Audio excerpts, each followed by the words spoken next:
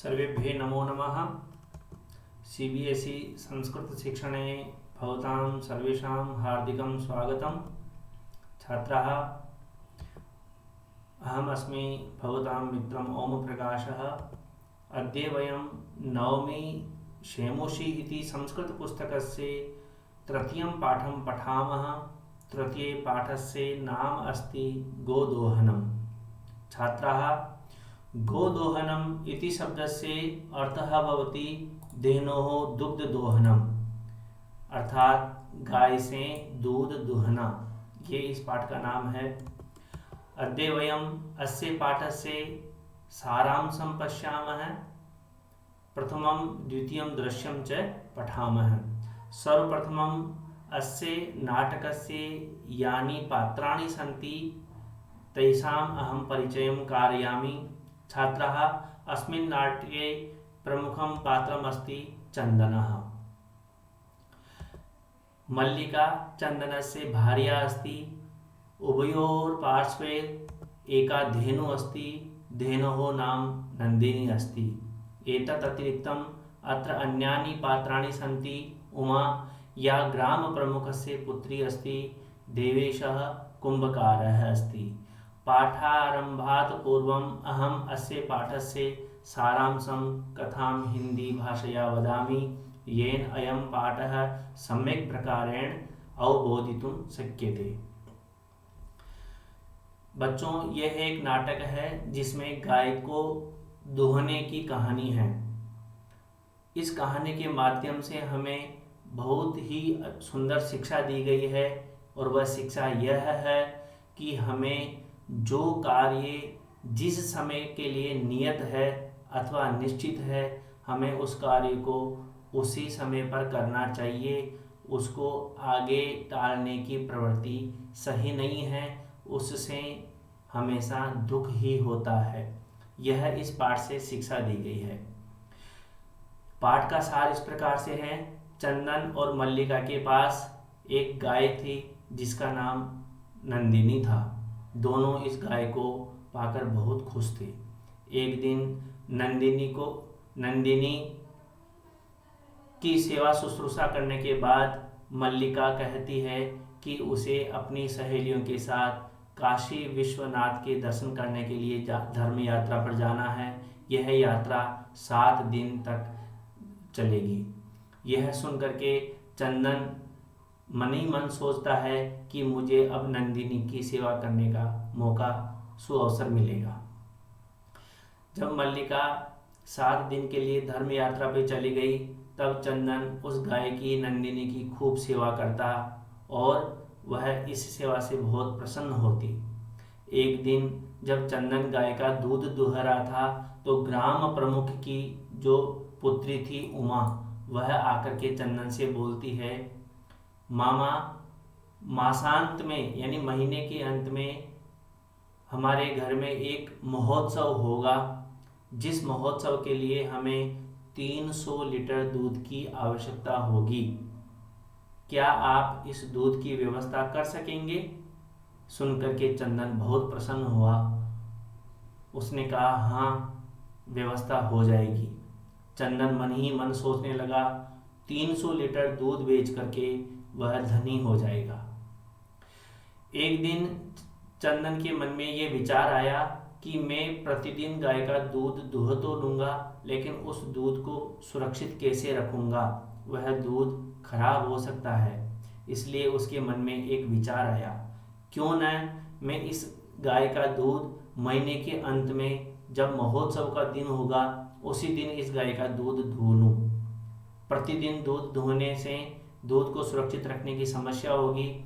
जब मैं महीने के अंत में एक ही बार दूध निकाल लूँगा, तो दूध को सुरक्षित रखने की आवश्यकता भी नहीं होगी। ऐसा सोच करके वह गाय का दूध दुहना बंद कर दिया। 1 सप्ताह के बाद जब मल्लिका वापस अपनी धर्म यात्रा से लौटी, तो चंदन ने मल्लिका को भी ये बात बताई कि हमें किस प्रकार से 300 लीटर दूध का जो है ऑर्डर मिला है, और ये इससे हम काफ़ी धनी हो जाएंगे। और उसने ये भी बात बताई कि हम गाय का दूध महीने के अंत में ही दूहेंगे। यह सुनकर के मल्लिका भी बहुत प्रसन्न हुई। पूरे महीने तक दोनों उस नंदिनी की खूब सेवा शुश्रूषा करते, उसको जो है नहलाते धुलाते, उसके सींगों पर तेल का लेप करते, उसको अच्छा अच्छा घास खिलाते। अब वह दिन आ गया महीने के अंत में, जब उनको नंदिनी से दूध निकालना था। एक तरफ गांव के कुछ लोग बैठे थे, एक तरफ दूध लेने वाले बैठे थे। चंदन ने जैसे ही गाय से दूध दूहने के लिए प्रयास किया या दूध दूहने के लिए वह बैठा कि गाय अपने पीछे के जो है पैर से जोर से चंदन को लात मारी। चंदन दूर जा गिरा, उसे बहुत चोट आई, वह लहूलुहान हो गया। वह जोर से चीखा तो इतने में उसकी चीख सुन करके मल्लिका भी बाहर आ गई। वह देखी ये क्या हो गया, आज नंदिनी गाय दूध क्यों नहीं दे रही है। वह चंदन एक बार फिर से गाय का दूध दूहने का प्रयास करता है, लेकिन गाय फिर वापस उसको जोर से एक लात मारती है और चंदन दूर जाकर गिर जाता है। मल्लिका बड़े प्यार से गाय के ऊपर हाथ फेरती हुई, उसको दुलारती हुई, वात्सल्य भाव से उसे पूछती है, आज क्या हो गया, दूध क्यों नहीं दे रही हो। कि अचानक मल्लिका को एक बात का एहसास हुआ। उसे ये लगा कि 1 महीने तक दूध नहीं दूहने से अब गाय को दूध दूहने से पीड़ा हो रही है, कष्ट हो रहा है, और यही पीड़ा के कारण वह उसको चंदन को बार बार लात मार रही है। उसने चंदन से कहा, हे पतिदेव, हमने बहुत गलत किया, हमें प्रतिदिन दूध दुहाना चाहिए था, परंतु हमने प्रतिदिन दूध नहीं दुह करके जो महीने के अंत में दूध दुहने का निर्णय किया है वो बहुत गलत है। इससे हमारी नंदिनी को बहुत पीड़ा हो रही है। ये सुन करके चंदन को भी अपनी गलती का एहसास हुआ।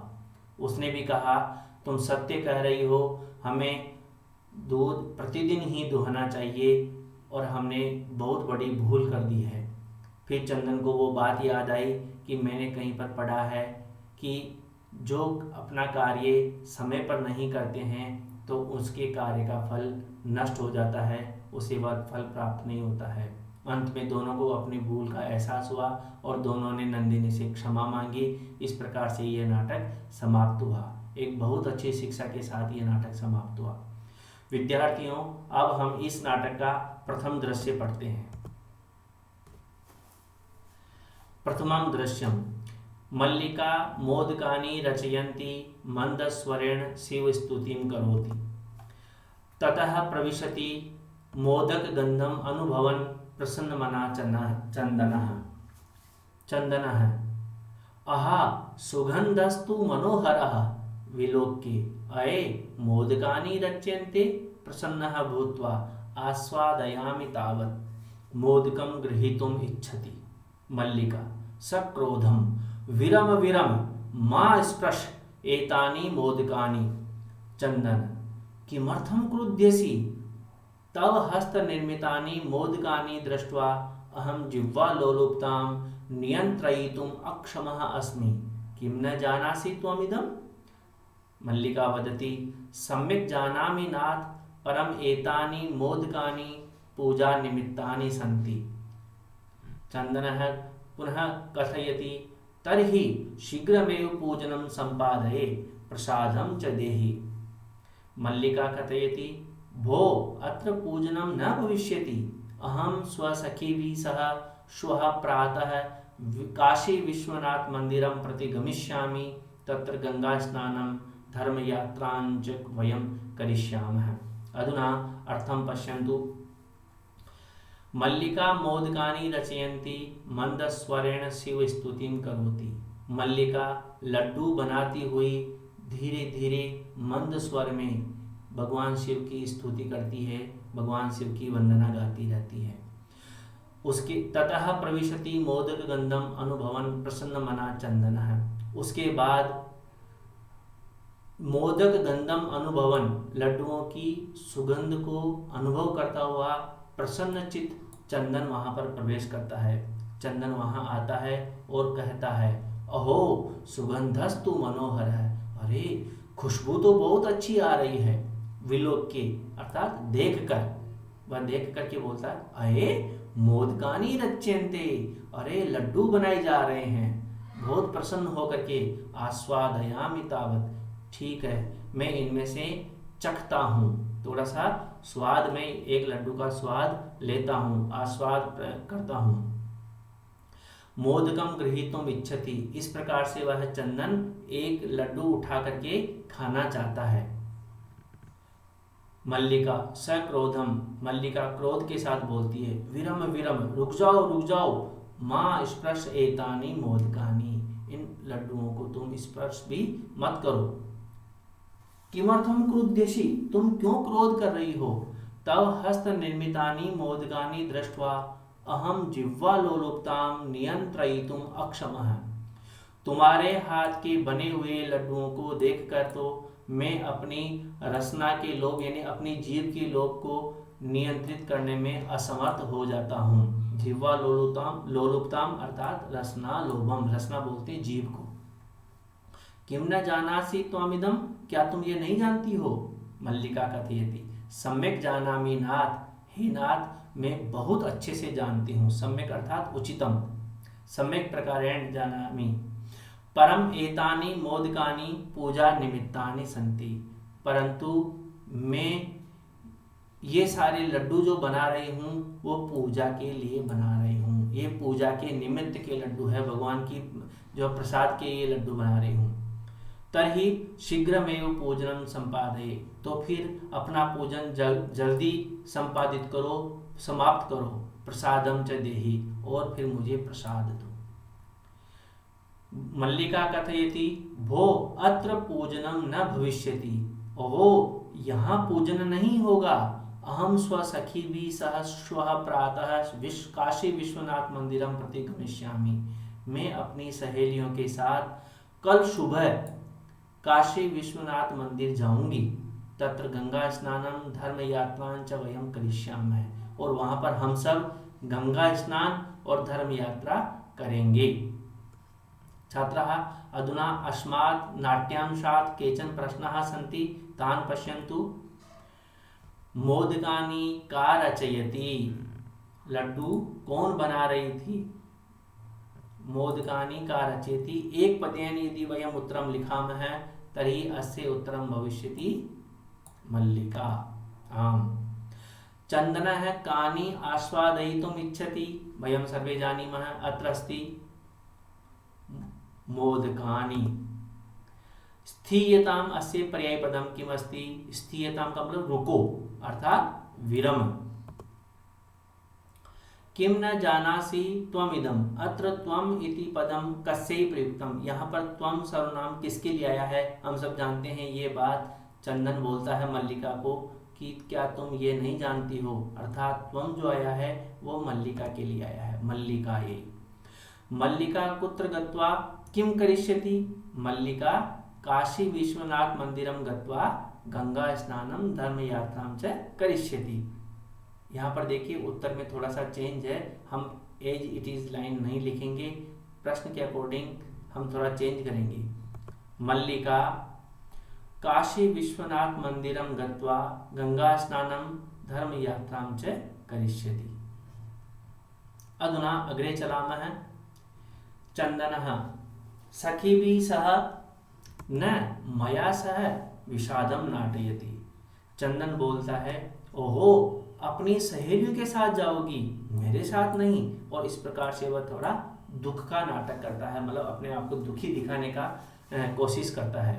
मल्लिका आम चंपा गौरी माया मोहिनी कपिलाद्याः सर्वाः गच्छन्ति, ये सारी मेरी सहेलियां जा रही हैं। अतः मया सह तवागमनस्य औचित्यम नास्ति, इसलिए मेरे साथ आपके आने का, तवागमनस्य अत्र संधि अस्ति दीर्घ संधि, तव आगमनस्य, तव अर्थात आपके आने का, इसलिए मेरे साथ आपके आने का कोई औचित्य नहीं है, कोई उचितता नहीं है कि आप हमारे साथ आओ। वयम सप्ताहांते प्रत्यागमिष्यामः, हम सब सप्ताह के अंत में वापस लौटकर आ जाएंगे। तावत गृह व्यवस्था धेनुः दुग्ध दोहन व्यवस्थां च परिपालये, तब तक तुम घर की व्यवस्था को और गाय से दूध दोने की व्यवस्था का अच्छे से परिपालन करना, ध्यान रखना। अधुना प्रश्नानाम् उत्तराणि वयं पश्यामः। विषादं कः नाटयति, विषाद अर्थात दुख का नाटक कौन करता है? उत्तरम अस्ति चंदनः। कस्य आगमनस्य औचित्यं नास्ति, किसके आने का औचित्य नहीं था? चंदनस्य। आगमिष्यामः अत्र कर्तृपदं किम्? आगमिष्यामः, अत्र अस्ति क्रिया आगमिष्यामः, अतः अस्य कर्तृपदम् अस्ति वयम्। आगमिष्यामः इति उत्तम पुरुष बहुवचनस्य क्रिया अस्ति, अतः उत्तम पुरुष बहुवचनस्य कर्ता अस्ति वयम्।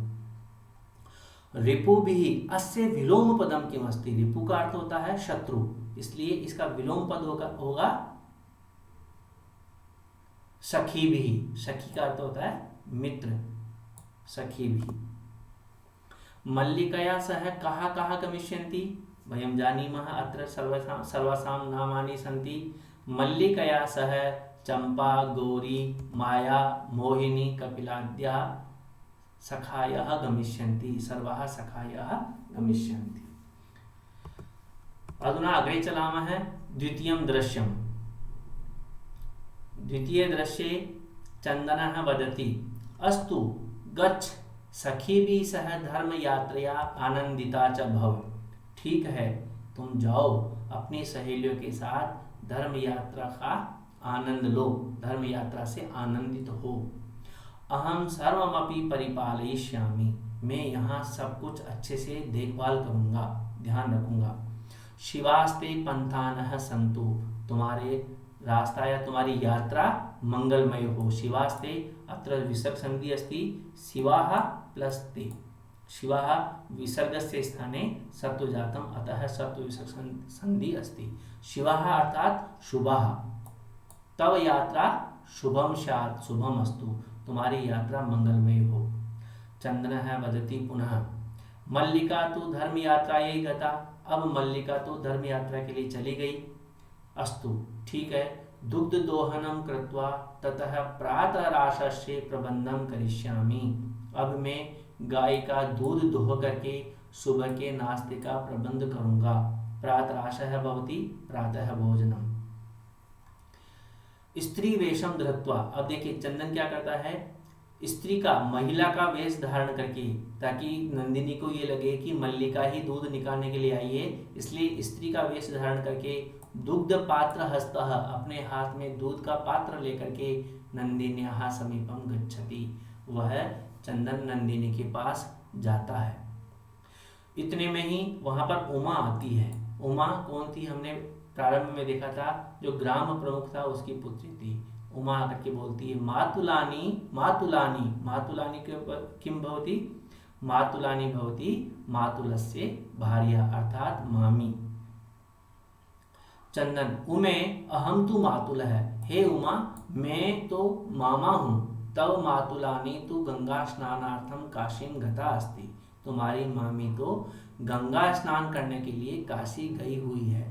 कथये किम ते प्रियम करवाणी, बोलो मैं तुम्हारे लिए क्या करूं, अर्थात तुम्हें क्या चाहिए, तुम्हारा अभिष्ट क्या है। उमा, मातुल पितामह कथयति, मेरे दादाजी कहते हैं, मासानंतरम अस्मत् गृहे महोत्सवः भविष्यति, महीने के बाद, इस महीने के अंत में, उसके बाद हमारे घर में बहुत बड़ा उत्सव होगा। तत्र 30 शेटक मितम दुग्धम अपेक्षते, और इस महोत्सव के लिए हमें 300 लीटर दूध की अपेक्षा है, अर्थात आवश्यकता है। शेटकम ये होता है लीटर परिमितम, लीटर को संस्कृत में शेटक बोलते हैं। हमें 300 लीटर दूध की आवश्यकता है। ऐसा व्यवस्था भवद्भिः करणीया, ये व्यवस्था आपको करनी है। चंदन, प्रसन्न मनसा, प्रसन्न मन से, खुश होकर के, 30 शेटक परिमितम दुग्धम, ओहो 300 लीटर दूध, शोभनम, बहुत अच्छा, दुग्ध व्यवस्था भविष्यति एव इति पितामहं प्रति त्वया वक्तव्यम। कि दूध की व्यवस्था हो जाएगी, ऐसा तुम अपने दादाजी को जाकर के कह देना, बता देना। उमा, धन्यवाद मातुलः, धन्यवाद मामा। याम्य अधुना, याम्य अधुना अत्र संधि विच्छेदः अस्ति, यामि अधुना अत्र यण संधि अस्ति। यामि अर्थात गच्छामि, मामा अब मैं जाती हूँ। सा निर्गता, ऐसा कह करके वो वहां से निकल गई। अधुना प्रश्नान् पश्यामः। प्रश्नेषु प्रथमः प्रश्नः अस्ति के शुभः सन्तु। के शुभः सन्तु, पन्थानः। मल्लिका किमर्थं गता, धर्म यात्रायै। किस लिए गई थी, धर्म यात्रा के लिए। दुग्ध पात्र हस्तः इति कस्य विशेषणम, कस्य विशेषणम आसीत्, किसके हाथ में था दूध का पात्र, चंदनस्य।